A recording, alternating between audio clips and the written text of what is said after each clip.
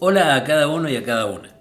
Bienvenidas y bienvenidos al curso Hablar en la Universidad, destinado a fortalecer las habilidades comunicativas en el aula universitaria. Esta clase se titula ¿Qué prácticas de oralidad son frecuentes en la academia? Ya analizamos la oralidad en el desempeño universitario y en la vida profesional, las habilidades de exponer y conversar, los componentes de la comunicación oral y otros temas. En esta clase reflexionaremos sobre cuáles son los modos y formatos de la oralidad en la academia.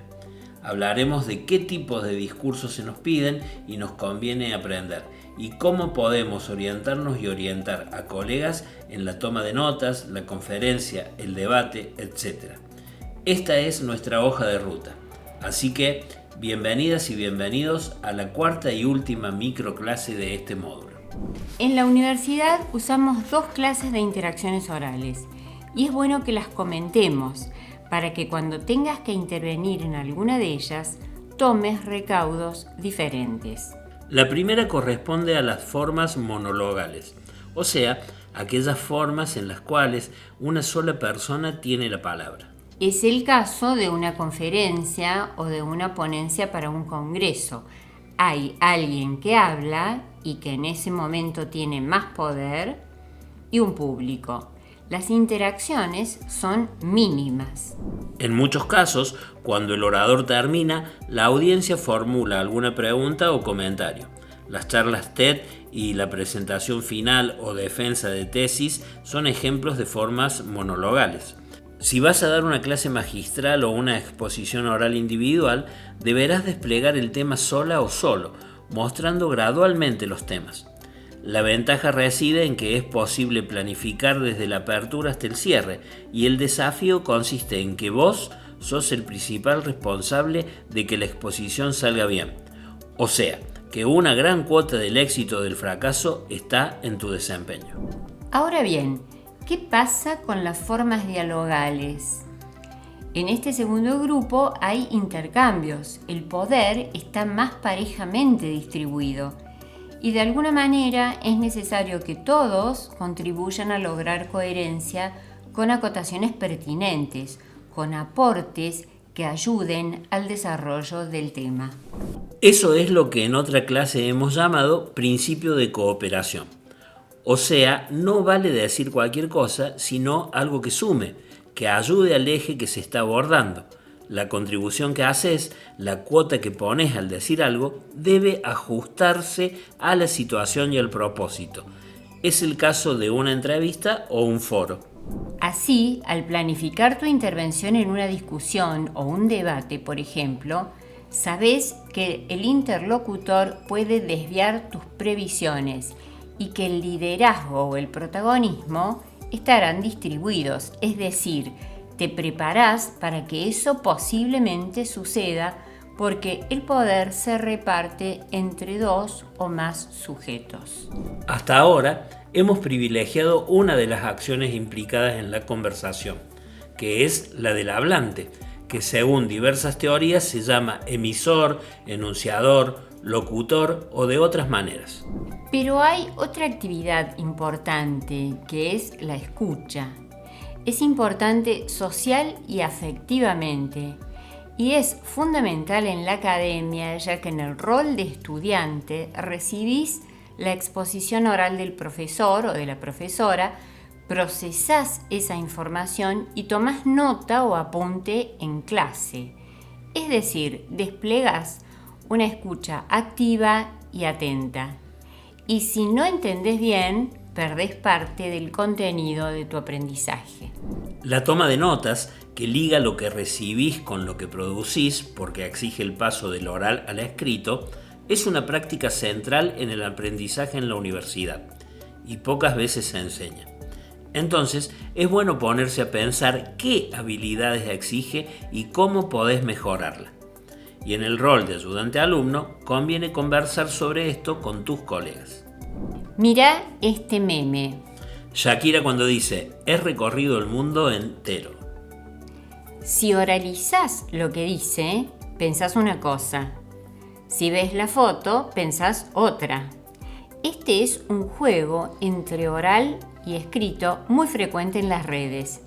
Y en este caso nos sirve para desentrañar, para desmontar, para analizar nuestras prácticas de escucha, para preguntarnos cómo en la toma de notas pasamos del oral recibido al escrito producido.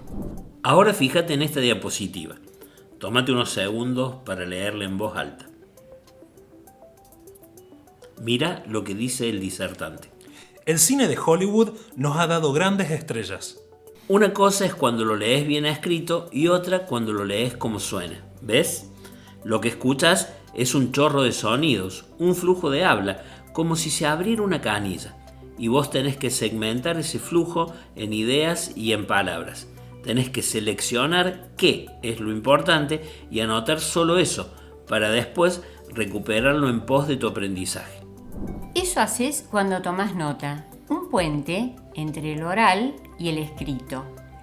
A la señal acústica continua del habla la fraccionás en ideas que graficás con signos propios, abreviaturas, dibujos, es decir, con un código personal.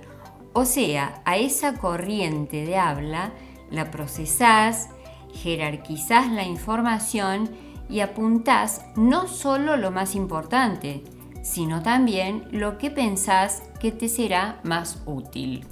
Son muchas las actividades que llevas a cabo al tomar nota. Pensemos en algunas de ellas.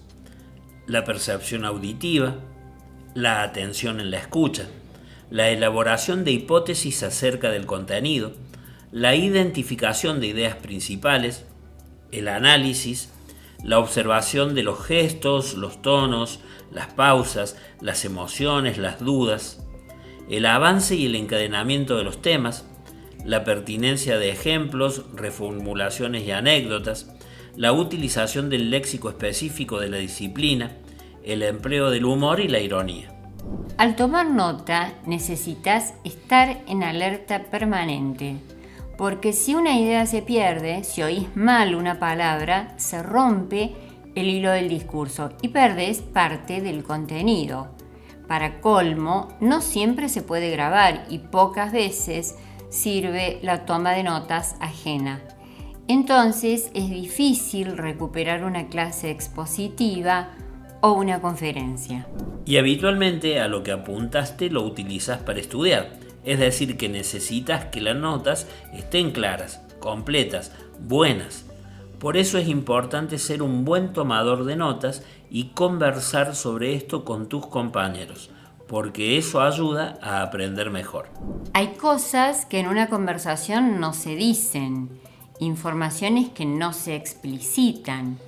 Es importante tenerlas en cuenta y advertir cómo las usa tu interlocutor y cómo las usas vos. En los memes, las omisiones son frecuentes. Hay algo que se silencia, hay juegos de palabras y allí radica el humor. En la comunicación académica también hay cosas que se silencian o que se enfatizan con una velocidad o un tono o un volumen diferentes, o con un gesto o con una sonrisa. Por eso es importante que cuando estás en clase o tomando nota, te fijes qué se sugiere pero no se expresa, o qué se expresa con las manos o con la mirada. Todo eso también construye sentido y en muchos casos te da pistas para que sepas cuál es la posición de quien habla respecto de lo que está diciendo. Ahora, casi a modo de conclusión, te dejamos esta nube de palabras con algunos conceptos abordados en las 4 clases: cooperación, exposición, implícitos, monólogo, silencio, cantidad, calidad, turnos.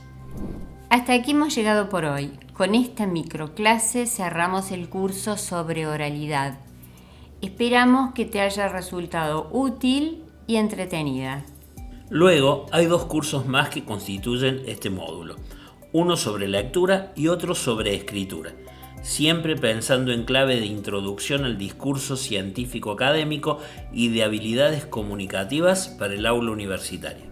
Muchas gracias por tu participación. Nos vemos pronto.